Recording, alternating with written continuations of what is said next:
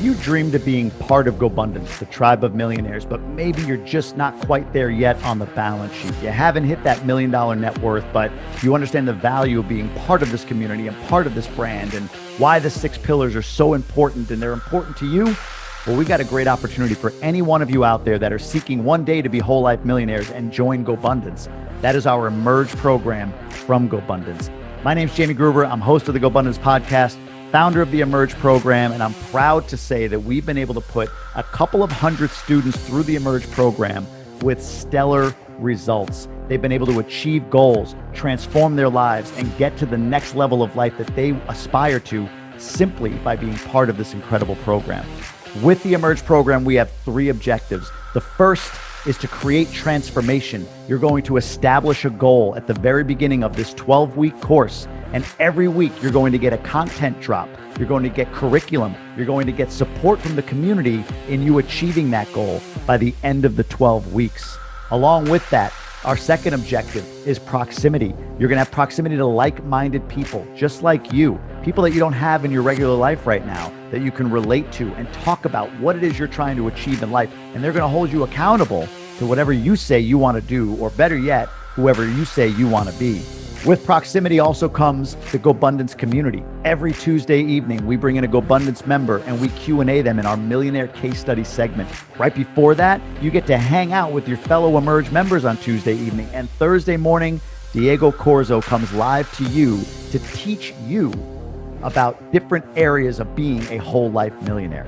And lastly, our third objective, we're going to be watching. We want to make sure you're accountable to achieving what you want and finishing this course. And if you do, you'll get an exclusive invite to our Ascend Mastermind where we can really dive in and dig deep on getting you to that whole life millionaire status. Go to GoBundance.com/emerge, put in coupon code EMERGE for $200 off this one-time charge and lifetime access to the Emerge program. You won't regret it. Check out what it's done for other people on the website, and I hope to see all of you in Emerge.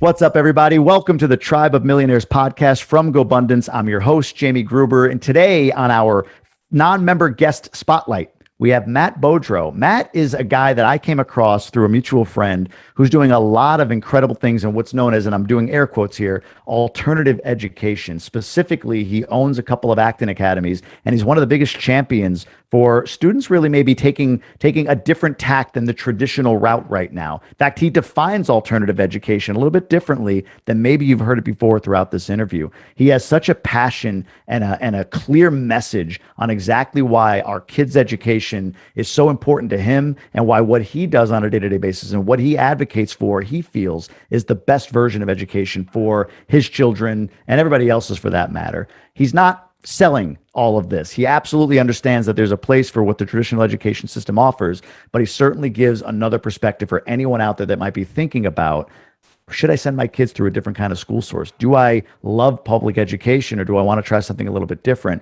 I could speak personally to my kids being part of an Acton Academy. And in this episode, we banter that. We talk about my experience, his experience. I ask some questions. I go through some limiting beliefs that I had, and he does a great job of really maybe taking some thoughts that you have as well as you hear me articulate them and kind of putting them to bed. Really, really incredible episode. And I hope you get a ton of value out of it. I want you to like and subscribe to this channel. I want you to drop a comment. Let us know what's going on. Let us know what you think about what he's talking about. And other than that, enjoy. Just truly enjoy this episode with Matt Beaudreau.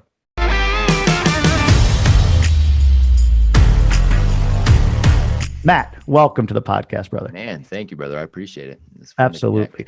I want to start, Acton is near and dear to my heart. My oldest son, as we've talked about before this goes there. And you didn't start in sort of alternative education. You started as a school administrator in more of the traditional education system. Can you just talk to me a little bit about that start and maybe just the progression to where you had this awakening or epiphany or desire to drive toward alternative education? Yeah, glad to, man. So actually, it was interesting. I actually started at the university level, right? So I started working at Stanford University. That's really where kind of the whole understanding of the educational game really began. And I use that word game very, very intentionally. So kind of getting a feel for the game at Stanford University. I was there. My wife was there. Her parents were there. So we had this, fun little family thing going for a while. But I quickly realized a number of things while I was at Stanford. One, there was a game to be played in education. And two, I was interested in kind of exploring that game a little bit further, because there were some things that I saw inherently that I'm like, okay, interesting. Not exactly what I thought it was.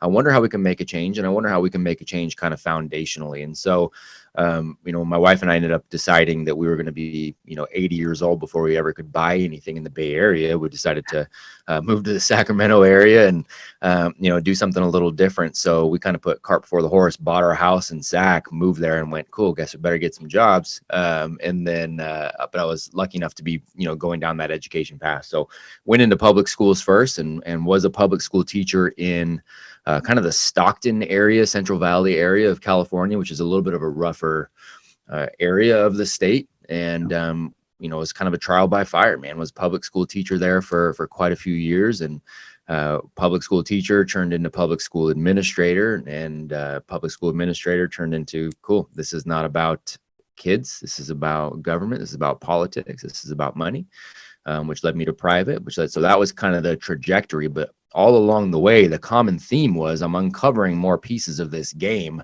and wasn't super pumped about what I was seeing with that, and from an integrity standpoint. And that's really what it ended up boiling down to for me, was I was not able to do what I thought was the right thing to do without being in trouble for it, right? As a public school teacher, I was what I called creatively insubordinate. And was, taken into offices by a superintendent. And I had a superintendent take me in and say, hey, man, we've got a conundrum here. You're very well loved by the students and the staff. You're one of the favorite people on campus, and everybody loves you and thinks you're great. And that's awesome. But you don't do what administration asks. So, that's going to be a problem for you in this career. And so, again, it was just kind of that, it didn't match up with what I thought these, young humans, young heroes really needed. And so that was really kind of the start of that. Obviously, that whole trajectory is pretty long and much more nuanced, and I'm glad to explore any of that that you'd like to. Yeah, well, let's dive into that. When you say what you saw, what are some specific, like why? I guess that's the core. Like, why is public education so resistant to this an alternative way of doing things, to what you were doing? I love the term creatively insubordinate. Like, that sounds like an amazing thing. Why is that a bad thing in the public education system? What's at the heart of that? Yeah, money, right? So when I've got a young man who's in middle school, and he is being told, when he goes home, both of his parents are gang members, and they're telling him to get out on the porch, and he's got to start slinging whatever he's got to start slinging. And the school system is saying, hey, no, he needs algebra because our funding is based on algebra. And this is simplifying a lot of the process. But in essence, for people to understand, that's really the goal is, funding is dependent upon very specific metrics. And so, hey, that's what we need him to do. We need him to perform, and we need him to perform that specific circus trick so that we can get our money. And I'm going, cool, that's great. That's not what he needs. He needs something vastly different right now. Algebra is not going to save this young man's life, and so that's one example, but it's a microcosm of the entire thing. There's, the entire system. And when I talk about education in the game, one of the things I always want to make very, very, very, very clear is there are phenomenal people that are conventional educators, public school, private schools that are in that conventional style. Phenomenal people, phenomenal administrators. Like, these human beings are great. So I always separate the human being from the system, right? And so that system is dependent upon the perpetuation of itself. The money that comes from that is tied to this very small metric of obedience and performance in this very small, train of thought. So that's the biggest issue. And so that's why things aren't going to change, is because all the money, all the politics are tied towards keeping that looking exactly the same. It's the reason school has looked the same for 100 friggin' years. What led you to, you're now an owner of a couple of Acton Academies, Mhm. and watching your TED Talk, one of your TED Talks, you talked about some other, I think Sudbury was one, a couple of other Yeah. different facilities. Yeah. What was that iteration like for you? So you're sort of in the public education system, you're seeing, like, man, this isn't right. Kind of give me the steps you took from that point on. Like, Yeah. what happened? Yeah, so it was really kind of this naivete, right, of learning the system. So I'm this teacher in the public schools, and I'm going, okay, well, I'm, this, like I said, kind of the creatively insubordinate sort of guy. So in my naivete, I'm like, well, I'm going to go administration. If I go administration, I'm the site administrator, man. I can make all the changes, right? Like that's what I'm going to do. As I'm getting my admin credential, you started seeing more of the game in terms of all the politics, all the, the money part of it, all that stuff that I was speaking to. Yeah. So that's when I really started going into well, why the heck are we doing school this way? And what you end up finding is that this 100 or so year experiment of conventional school, that's really the alternative. That's the alternative. Humans have learned a certain way since the dawn of time. And then we created this alternative system that is conventional school. So I started diving into the why and the history behind that and who brought this kind of, system over to us and what the intention was. And the intention wasn't to follow the development of a human being and to really unlock the genius that is inside, these young people. So I started seeing that from a historical perspective. So I went, you know what, I'm out. I'm going to go to private school because private school, you're not bound by the rules and you can actually make a difference. Of course, again, that was the naivete speaking again. So I go into the private sector and you realize that the majority of the time, private sector is just mimicking the public sector. They don't want to be seen as different. They don't want to be seen as weird. They want to have this easy transition. So if somebody leaves and goes to public, they're fine. If they, so it's keeping that system looks the same. It's the same pig, just a different shade of lipstick. Right. So it was through all that where I started kind of speaking up and going, hey, look, these are the changes I think should be made. This is how I think it could look with the project base and the responsibility for the young heroes. And, I was in my mind, I had no idea what Acton Academy was, but I was already kind of saying, look, this is what it should look like from my perspective. So speaking out turned into doing a small keynote over here and a small, a little keynote at a little conference over here. And those gradually got bigger and bigger and bigger. And it was when I was speaking to a group of professors out in South Carolina. And one of the professors said to me, hey, you know what? I love your ideas here. I'm going to be putting on part of a team putting on a TEDx in Santa Cruz. I really think you should come speak at that related to your ideas. And I want to give you a couple of schools that I think are kind of in line with some of the ideas you have. So she was the first one to really mention to me Sudbury, Acton Academy, Agile Learning Centers, and some of these early players kind of in this movement. And so, the next year or so was spent traveling and getting to those, as much as I could to really experience it and to see it for myself. When I stepped foot on an Acton Academy campus for the first time, I was like, oh no, this is it. This is what I was talking about. It's this. The other ones didn't check all the boxes for me. This absolutely did. I spent a couple hours at the original Austin main campus in with a middle school and watch these middle school students run their day like better than most Fortune 500s run their company. And I saw the adult in there, but he didn't say a word the whole time I was there for 2 hours. He was watching, he was involved, but they were running the show. I'm like, yep, that's it. So, I got back to California after that trip. And I remember very clearly climbing in bed and my wife's like, how was it? I kind of woke her up when I got in there. I was like, it was great. And she's like, okay, good. Do you learn anything? I'm like, yeah, I learned we're either moving to Texas or we're going to be starting one of these, and she's like, well, Texas doesn't sound good to me. I'm like, well, there we go. Let's rock and roll.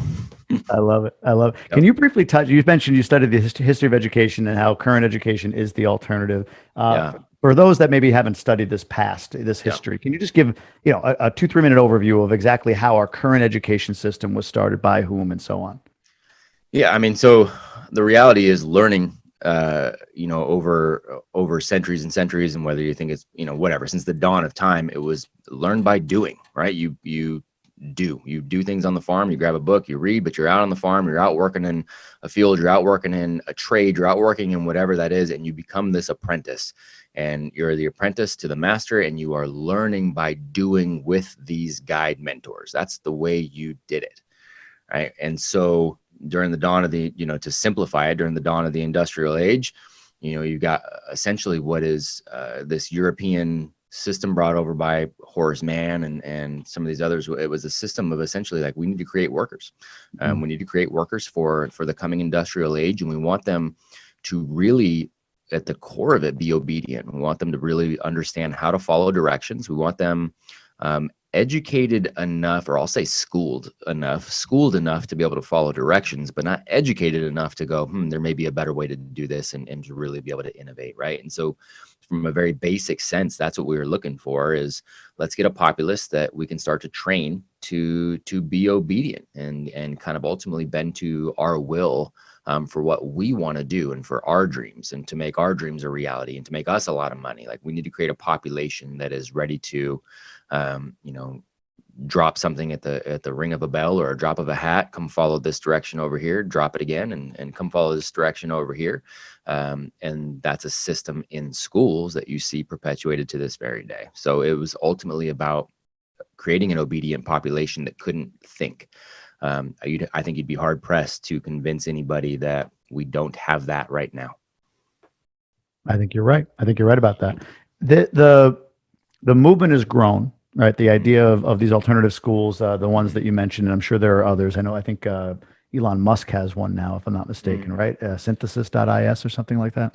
Yeah, he does. And yeah, I'll be able to say more about that coming in the future. But yeah, he does have some things. Gotcha. So So if I have a kid that's, whatever, grade school age of some sort, and I'm thinking, man, this sounds interesting. I definitely have some issues with public education. A lot of people do. Sure. But, I don't want to place them in a position where they're ahead of society. And what I mean by that is, if societal norms require that you go through this traditional path and you go to college and you have this particular job with a GPA and all of that stuff is required. Like, what about if my kid, I send them to Acton and they're 18 and they graduate? Are they gonna be able to go to college if they want to? Are they gonna be able to, is there a transcript or a GPA? Like, how do they go? Is it even really accredited? How do they get past high school other than, Yeah. Here's the beauty of what you even asked right there, right? Like, so your cultural training came into play where you said, hey, cultural norms require. Do they? Yeah, that's a good point. Do they require that? No. And should we, and because the obviously that's kind of tongue in cheek, but the answer is no, they don't necessarily always require that. More often than not, they actually don't require that. And there's a million different ways to skin the cat in terms of education, right? Our cultural tie into what school has become religious. I can walk people through from an intellectual understanding how this works developmentally and how this opens up more doors for the young heroes than anything else on the planet. And they will go, yes, yes, yes, yes, yes. Oh my gosh. And then the hero's journey on top of that. Are you kidding? I love the Matrix, man. I love watching Neo rise from, and having Morpheus open the doors and Neo's got to, slay the dragon, man. And he's got, like, I love that. They love it until it's their kid. Until it's their kid experiencing failure, until it's their kid struggling and having a hard time, and they don't want them to have the gift of failure over and over again because school taught them that wasn't okay, and that there's such thing as grade level, and that you've got to do it at the right, you've got to have math at a certain time, and the life is broken down into subjects, and then doing well at that game is what's going to open up college, and you need college if you're going to have a good life, and all of these things that are absolutely preposterous, provably false. That's the religiosity around the training, our cultural conditioning for school. The paradox of Acton Academy is that we take a look at things from a developmental standpoint. We take a look at things from a character and a personal responsibility standpoint first. Right? We don't pretend that academia should be your focus. And if academia is your focus, then all this other life stuff just kind of trickles down from that and ends up working out well. That's completely false. It's the reverse. Focusing on the character, the work ethic, the ability to, stay in this growth mindset, the ability to learn and unlearn, the ability to adapt, the ability to collaborate, the ability to communicate well, all of those things up here. That trickles down. You can add academia in there for sure, and they're the academics get covered, but that's not the primary focus. You do that, and all the doors end up being open. So the paradox is, while we will never say, hey, this is college prep or have a focus on college, our students get into any college they want. When they really go through it, they really do. And then the reality of that too, going further, is that college itself isn't as much of a necessity as people think it is. And in fact, I think for most people, it's a net negative, not a net positive, and that's somebody who's got graduate degrees, and was at that. So I'm speaking from experience, but it's also somebody who has spoken to, 500 companies over the last 7 years. And I'm speaking to the CEOs and hiring managers and seeing what they actually want. We asked that question on the Essential 11 to the world's greatest entrepreneurs. And, what do you want to see from a young person? I can tell you in 100 and almost 50 episodes, nobody's ever said they need to have a college degree. So there's just there's a huge cultural mindset shift that needs to take place. And I think that's really one of the biggest things that Acton Academies are doing, is we're shifting that cultural mindset. I love that, man. I'm one who did not finish college. It never resonated with me. I went to 3 of them. You're not dead. You're not in jail. Right. I actually carved out a little executive career in the middle of that, right? Equity, the whole nine, kind of top 300-400 guy in a 40,000 person company. And I ended up walking away from it, had that choice as well. So, right. But yeah, you're right. For me, at least, this is 20 plus years ago at this point. Boy, you want to talk about bucking the trend in some ways. And I'm sort of glad my parents, they never valued education of any type. Right. And then I didn't as a result, probably, but I'm glad in some ways that they didn't, because it did make me, at least within my family structure, okay not to go to college. And yeah, you're right. You do kind of get by it. You and I talked about, like I said, my son's been in Acton for, he went last year, and he's 6 years old. So he's in the elementary room this year as well. Yeah. The stuff that I went through, and this isn't necessarily Acton, any alternative education source that people are considering. So I know this is a hot topic.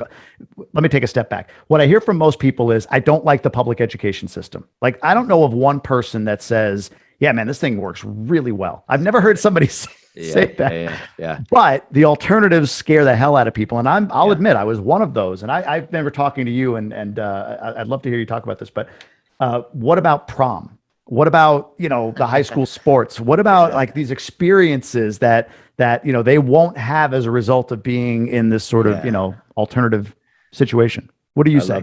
I love that. So there's a few things I want to unpack right there. One is, I always, again, want to set the stage where there's no such thing as a panacea in anything. There's no panacea in terms of a company to go work for. There's no panacea in terms of a school to attend, right? You got people are messy. There's always going to be some messiness that's there. Right. So I don't want to paint it's like, okay, this is the perfect world where everything's perfect all the time. That doesn't exist, period. But again, it goes back to part of it. It foundationally goes back to that word alternative. All right. When you and I grew up, alternative school meant one of two things. Either it was a school for special needs, or it was the last stop before juvenile hall. Right. It was one of those things. So people still think in those terms. They think alternative means that. So it means, okay, my child has some special needs, and so I need to look out for an alternative place, or my child's an a-hole and I need to look for an alternative spot, right? We are not the place for either. I've got a heart for special needs. Acton is just not it. We're just not equipped for it. And we are even more not equipped for a-holes, right? So it's just, character matters. So it's that whole concept of alternative. Again, we're acting more as a workspace for young people. It's actually a microcosm of the world we actually live in, which again makes me argue that traditional conventional schooling is radically the alternative, and not an alternative that's turning out well. So you got that to think about. I get what parents are saying with that. They're projecting their own experiences, right? Like, oh my gosh, I loved prom. What about prom? So two things around that. One, some Actons have proms. Like, we've got high school students here. They want a prom, they throw the prom. Like, they want to have a dance, they throw the dance, right? We also have a high school basketball team that people go to. Our guys are good. We have cheerleaders, we have the whole, so like some Actons have that. Also, you're willing to sacrifice. Like, if I go back and look up, dude, I had a great time at prom. But if I was to say what I did at prom to have a great time, it's not going to be the most uplifting, integrous, life-changing moment. I was a dumb kid doing dumb things. Yeah. My life trajectory didn't change because of my prom, right? So the fact that we have this emotional tie to that as if it's something that is going to crumble the foundation for our young people because they didn't get to go get hammered and go sleep with somebody at prom. Like that's just, to me, is just asinine.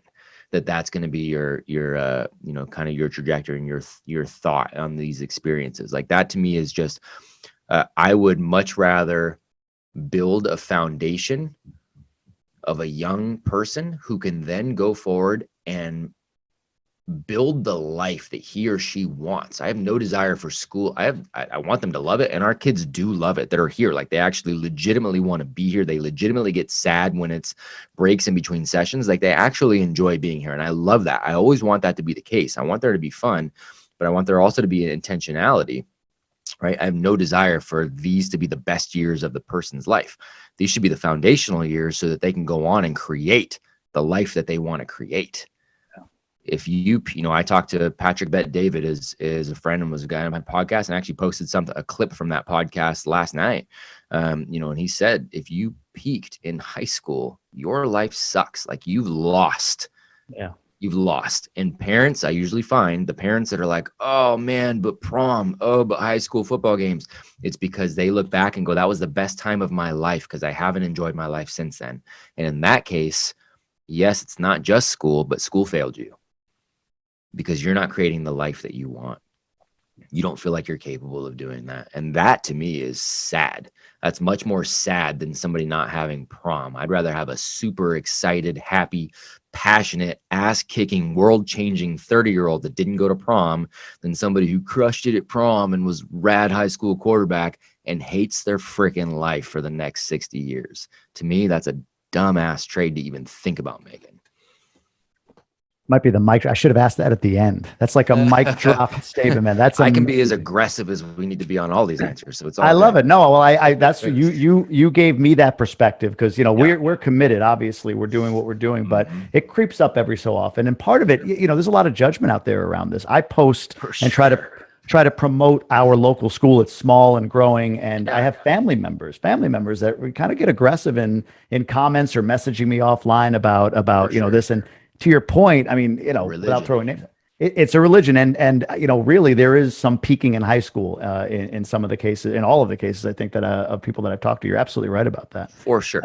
For sure. I mean, it's that emotional, it's that emotional connection. And so, and I understand that too. So I never take it personally, if somebody reaches out and they're upset about it. And it was great. Last night we had there was an event in my hometown.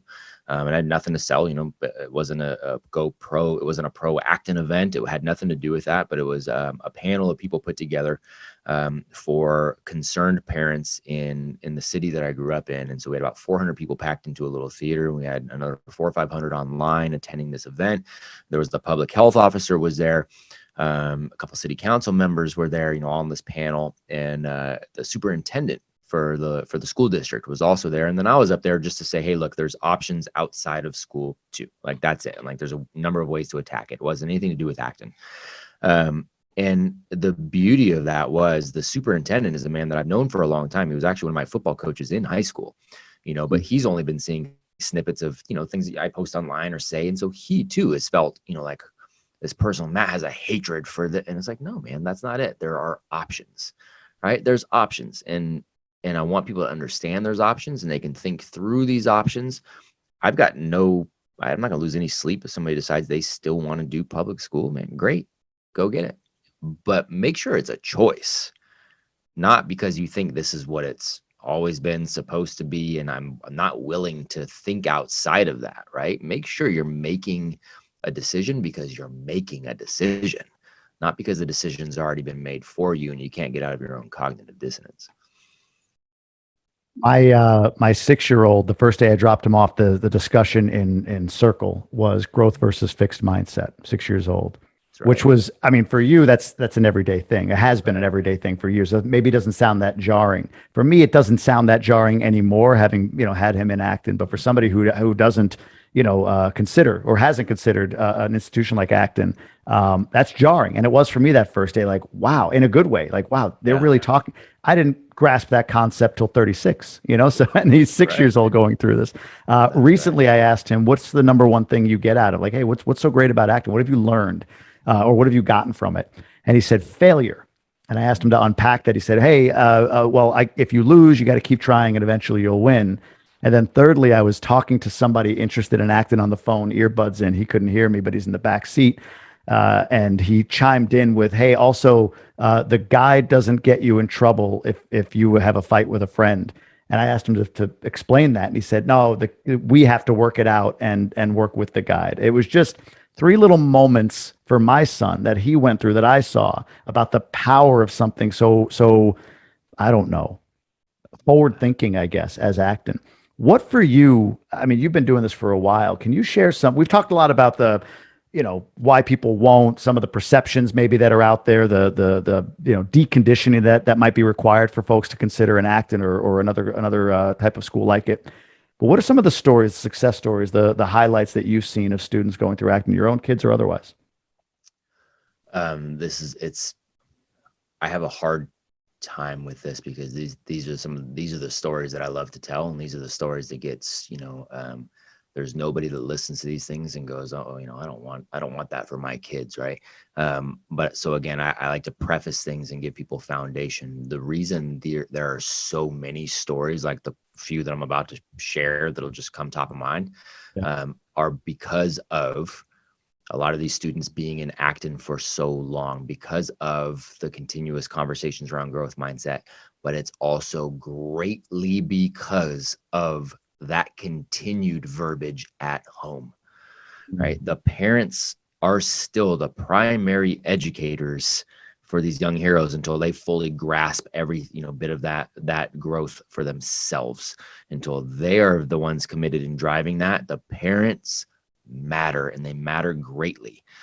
So when I talk about these stories, I always tell parents, like, if we're not getting that support at home, if they're not getting that support from you and that growth mindset from you, like, these aren't the stories that are going to be that you're going to be telling about your own heroes. So Before you tell the stories, if you don't mind, while we're sure. there, can you just give like some tactical advice? Because there are parents like me. Oh, yeah. I'm curious right now. Like, what? Because I feel like my wife and I jokingly call ourselves the fortune cookie family because we tend to talk to the kids in these like ways of personal development, philosophical, right? Cool. But that doesn't mean it's right, or that doesn't mean it's effective. What are some ways that you would encourage parents to sort of, maybe some tactics or ideas or advice to support what is going on at an Acton at home? That's a great question, man. First and foremost is leading by example. And when I say that, I'm talking about, we are talking about growth mindset. We're talking about a hero's journey. We're talking about maintaining good character. We're talking about failure being okay. If you are not, as the parent, leading by example around that at home, game over. It doesn't happen, right? And what I tell parents all the time is your kids will do what you do far before they do what you say. So I can walk up and be like, Jay, man, I love you. I love you. And then I'll punch you in the face. And the next day I come up and I dude, I love you. And I punch you in the face. Are you going to believe that I love you? Or are you going to believe that every time I see you, I hit you? Right. The actions, it's the whole actions speak out louder than words I adage, love right? that. It's that same thing. So if you're not leading by example, meaning you have a hero's journey, you are pushing your own growth, you are failing, and then you're talking to your young kids about it, whether they even fully understand the concept or not. Man, this is where daddy failed today. But I'm really thankful for that because it's going to allow me to learn on this. And this is what I'm struggling with. And this is where I'm going. And they don't have to understand exactly what you're saying, but they're understanding the vibe of what you're talking about. That's going to matter, right? So that is above and beyond the first thing. Then it's getting back to some of these basics. It's getting back to some of the manners and the respect and the responsibility, right? Having those things set up.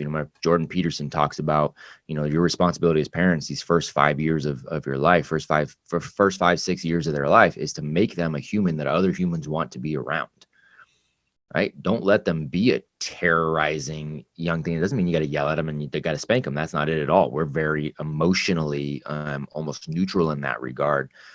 but it's making them to where other people are down to be around them, right? Because you're setting them up for a foundation where people know they can go there, so they can collaborate, they can have conversation. If somebody doesn't like them, they're not going to want to chat. They're not going to want to collaborate. They're not going to want to. So it's very, very simple to do that. Again, first, you're leading by example. Second, manners matter.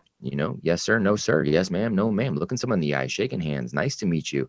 Setting the stage for those things, giving them responsibilities early and often. My kids have a lot of responsibilities around the house, and it's just part of being a family. And they know that all of their freedoms, meaning the things they want to do that sound fun, all of those are tied to responsibility. Take care of your responsibilities of the house, all the freedoms in the world, right? But you'd miss the responsibilities. Well, there's no emotion tied to it. You didn't do what you need to do, so you don't get to do what you want to do yet, right? That's a pretty simple sort of concept. And when you start that early and you're consistent on that, at this point, it's not even a conversation. Like, I don't have, people go, well, oh my God, your kids are the best kids on the planet. Like, what do you guys do to discipline them? And I'm like, dude, we don't discipline them. I teach them to be disciplined. That's a different thing. They've got a schedule. They're very consistent with it. I don't have to tell them what their schedule is now. They run it themselves now because it's just a consistent sort of deal, right? So setting up those foundations and those boundaries early translates directly over. Teaching them to make choices early translates over, but you teach them to make choices by going, here's good choice A, here's good choice B, here's good choice C. What do you want to choose from? You don't talk about choices D, E, F, G, H, I, J, because those aren't good choices at this time. So you got these choices right here. The thought that a 4-year-old or a 5-year-old is completely sovereign is developmentally ridiculous. So you give them those choices, right? As they get older, there's more and more choices they can potentially make, and they learn to make those themselves. So from a parental standpoint, starting with those kind of concepts early and staying consistent, that's the key. I'm giving myself a mental checklist as you go through and just sharing the lead by example piece. I was kind of patting myself on the back mentally on this. Like part of my journey has been that I left my day job a few months back. And, I've been part of GoBundance, an entrepreneurial mastermind. I've been building toward my entrepreneurial journey. And there was an element, a good size element of that decision in setting the example for my kids. I want them to have a significant life. I want them to do things on their own. I don't want them to feel as though they're confined to the structure of W-2 work. If they want to, fine. But if they don't want to, that's okay too. And me exemplifying that was important. The flip, though, on this last piece around responsibility, that's an area I think that's easily overlooked for me, and I'm sure for other parents, meaning, it's bedtime. I just want to get them to bed. I'll clean up after them, as opposed to them cleaning up after themselves, right?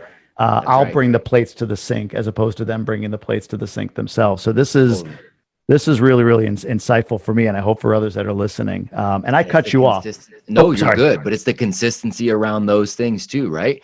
It's the consistency around, like, that is very much a thing. Like my 5-year-old, like it's one of his things right now is he forgets to put his plate away at the end of the night, just bringing it over to the counter, right? And it's just, he's ready to go play, and he's ready to go take a shower or do whatever he's got to do, which is great, which is fine.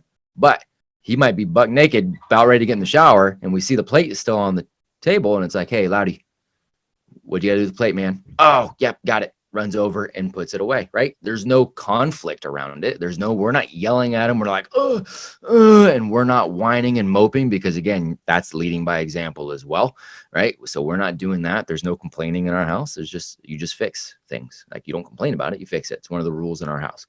So, you just, oh yeah, cool. So he runs over, puts it away, gets in the shower, boom, it's done.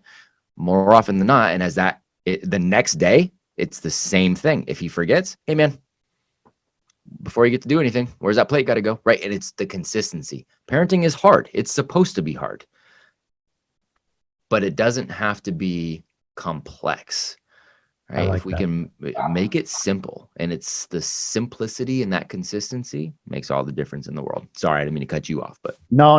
I have a dog barking out there anyway, so it was a good time for that. No, you didn't cut me off at all. That was extremely introspective. And to your point, they have guardrails that they've established at school.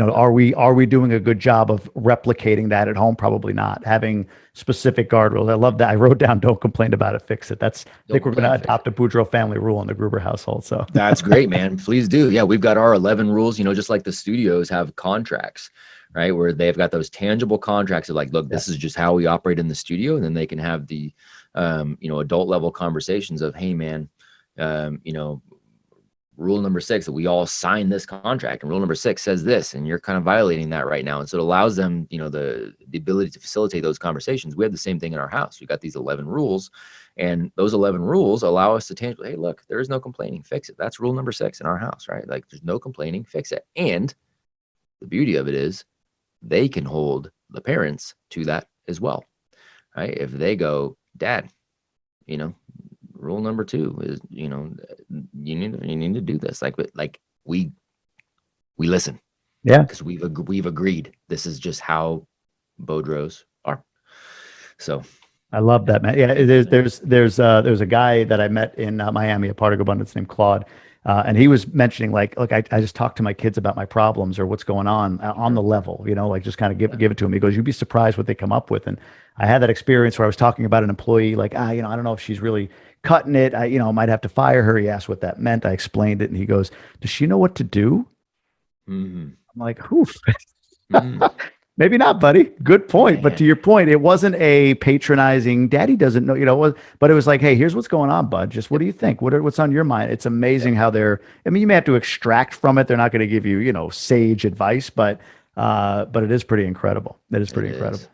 You Love were it. going to go into a couple of stories, success stories. Yeah, That's what man. yeah. So, and this is, so we've got success stories like crazy on this campus now, and as well as, campuses across the globe. And, I don't like to start with the big heavy hitters, but, I mean, because we do have we had a young man that just graduated at one of our Texas campuses who during his senior year, got a career level position and was in Texas, but working remotely for a Bay Area company, making 6 figures while he was 17 in school, right? And so people go, okay, cool, that's an anomaly. Well, all right, well, I've also had 18-year-olds that have walked off the stage and directly into career level positions, making starting salary of 60, 70 grand, somewhere in there. And it was a company that is a nationwide organization that had never hired anybody without a college degree, and they made their very first exception for this 18-year-old young man who walked straight into the job, right off the stage here for us. We have 13 and 14-year-old girls who have their products, one being a jewelry line, like kind of a custom jewelry line, and the other being custom skateboards and snowboards that she does abstract art on those. Mm. Both of those girls have their products in multiple storefronts here in the local Sacramento, greater Sacramento area, and they're making really good money with that and continuously, filling orders. The snowboard skateboard girl actually just sold a skateboard recently to Tony Hawk that he took to his California Hall of Fame induction. That's a pretty rad thing to throw on the resume. We hosted TEDx Roseville here on our campus, and actually GoBundance member David Green, Oh got yeah. to come speak, which was cool. But we had a bunch of just phenomenal speakers, and that's a very high level event. To be able to host a TEDx was a different thing than speaking at them, and so it was really cool hosting that event. Which, by the way, all the AV, lights, sound, all the mic tech, all of that stuff, slides, everything was run by middle school students. So it's a pretty cool thing to have on your resume at 12, is that you're a curator for a giant TEDx event. Pretty rad. My own kids, we have horses on my ranch at home, and got a couple horses here on a ranch in Northern California. But I didn't buy the horses. I had never had any desire to necessarily have horses. Didn't know anything about them. My girls were going, Daddy, we want horses. I'm like, that's awesome, man. Well, you find a way to pay for horses, and Daddy will make sure we have a property that allows us to have some horses.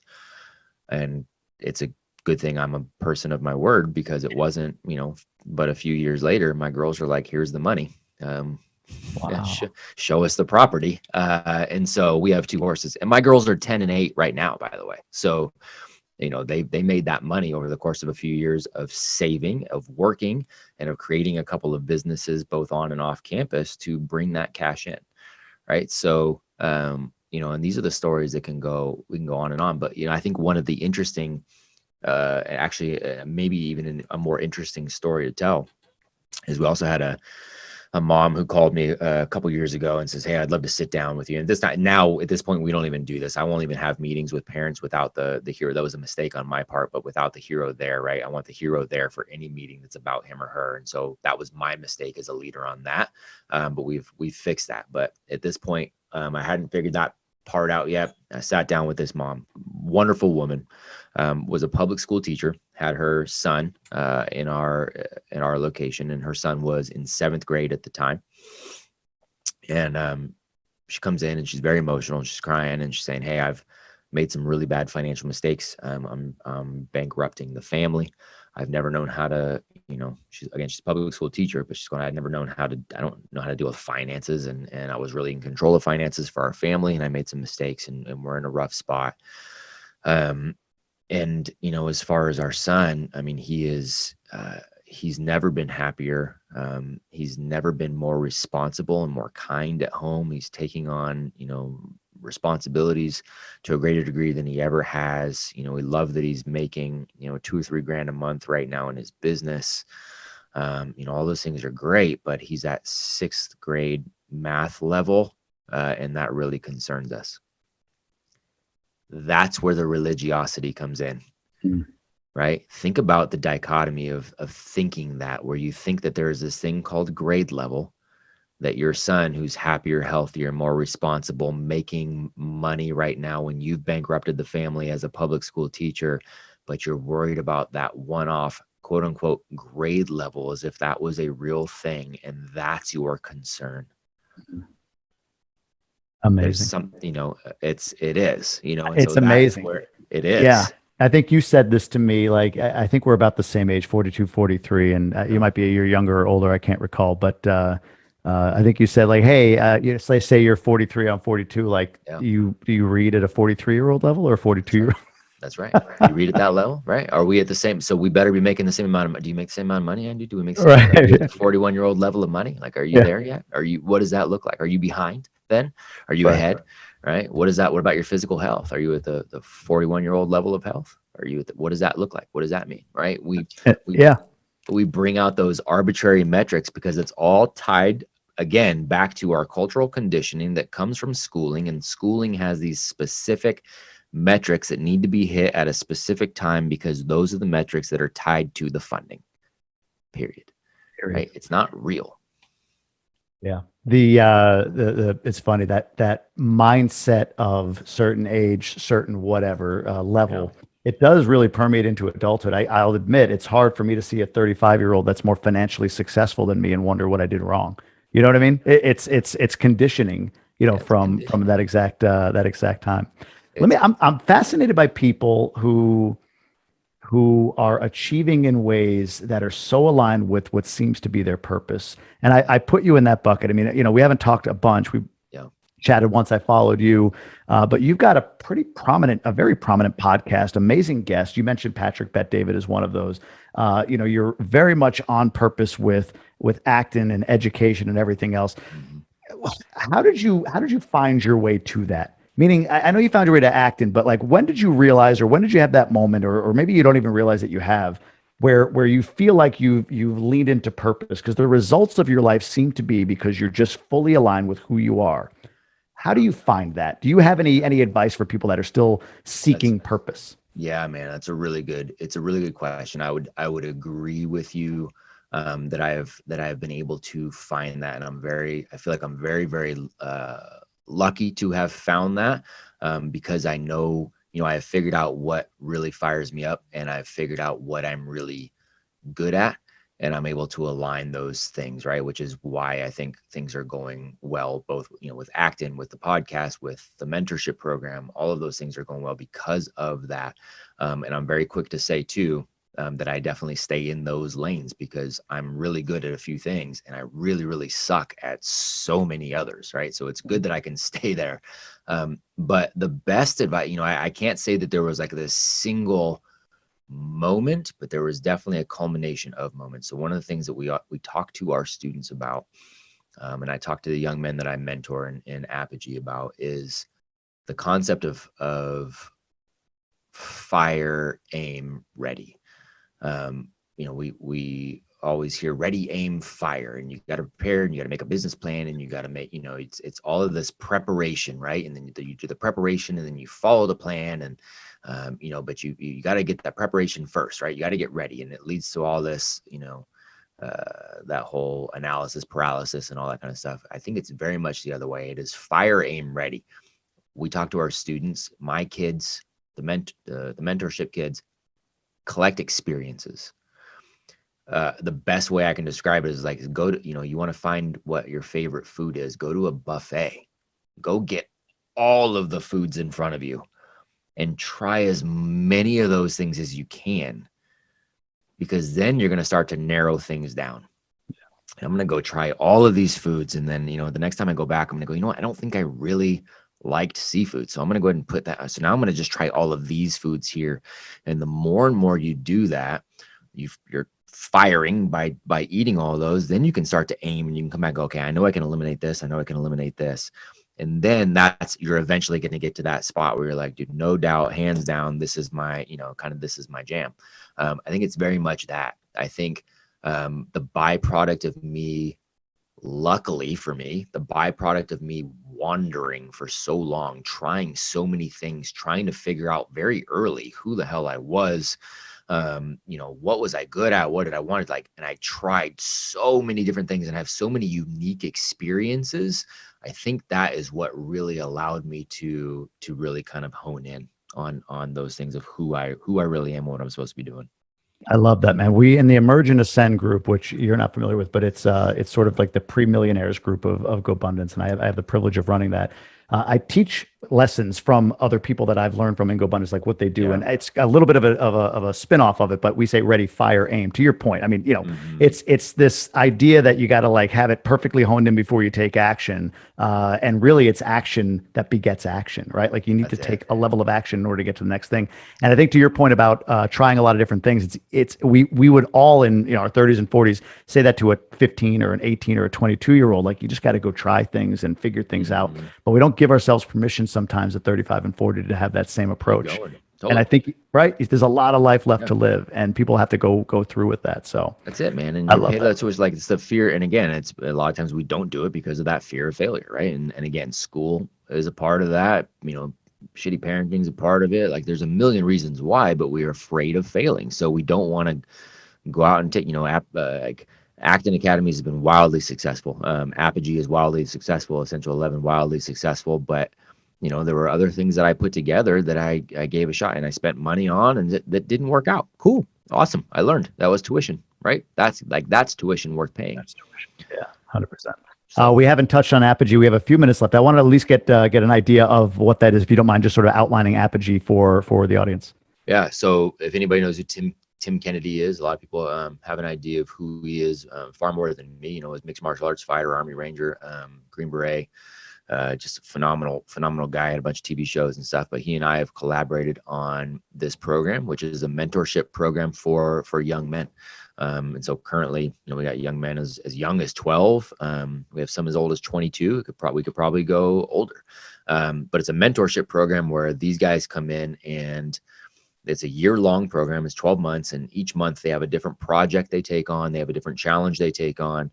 They have a series of workouts they take on. They have a different book, reading they take on. And then they have weekly discussions all together as a group that we will facilitate and jump on with, and we'll dive into Socratic discussions. We'll dive into how the projects, the challenges are going and how these books are going, but then we will also have a guest mentor every single week. And these guest mentors are the top of the top of the top in the world. They are quite literally some of the best male leaders in the world. And, we'll have Leif Babin and Mike Glover and Jeff Hoffman, who, I think, from Priceline, right? And he's familiar with the GoBundance crowd. So Jeff has been on, we'll go into pop culture. Little Zuby's been on, Brian Callen's been on. We've got just some of these amazing guys who are phenomenal leaders of men now, who are taking their time to pour into our young men. And so they get those weekly conversations with those guys too. And sometimes we'll use those as episodes of the Essential 11. So you'll hear, some of these young guys asking questions. It's pretty cool.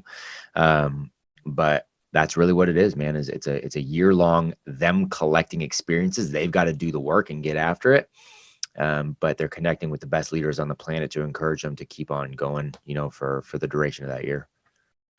Amazing. I could go another hour with you. There's so many. I mean, we didn't even talk about your background with Ken Shamrock. We didn't get as deep into these topics. I mean, the Essential 11. I'd love to dive in more on that, but our time has unfortunately come almost to an end here. But let me ask this final question, and then I want you to be able to outline where people should find you. In GoBundance, we say, hey, we're trying to grab life big. What's a moment, a possession, an item, a time that you can recall where you felt like, man, I'm really grabbing life big? Anything that jumps out?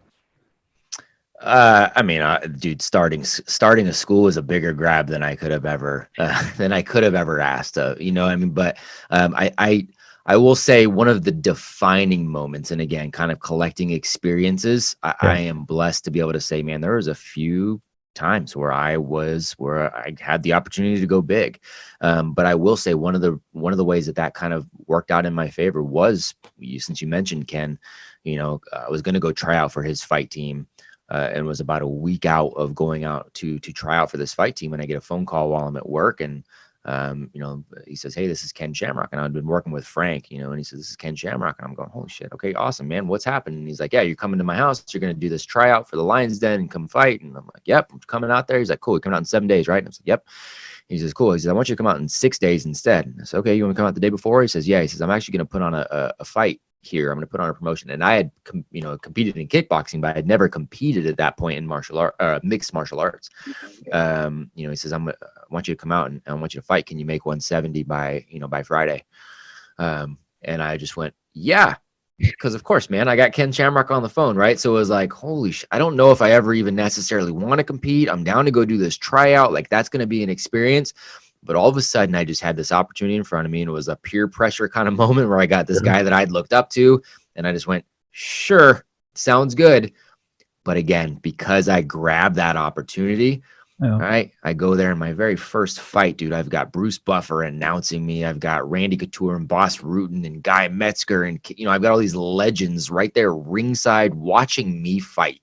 Like, who deserves that, And so, ended up winning that, and it changed the trajectory of a few years of my life, and gave me some opportunities in a network that I never would have had otherwise. So, a lot of times it is, especially for the younger guys, it's just saying yes and seeing what happens to those, with those experiences. So that was a good example, I guess, that touches on that other thing. That's a hell of an example. That is definitely a big life moment. Incredible. Thanks for sharing that. Where should people find out more about you? Anything you want to make sure they get directed to? And check out Acton. It doesn't have to be our Acton. Just check out actonacademy.org to see what Acton Academy is doing. See if there's one near you. That's a big ask. Check out Apogee program on Instagram, or apogeestrong.com is our website. And then I'm most active, really on IG, just at my name, man, just at Matt Beaudreau. And of course, if you want to check out the Essential 11, I'd be grateful for that too. 100%. Great Instagram feed. Great podcast, Matt. I appreciate you being on today. So much knowledge. Thank you. Pleasure.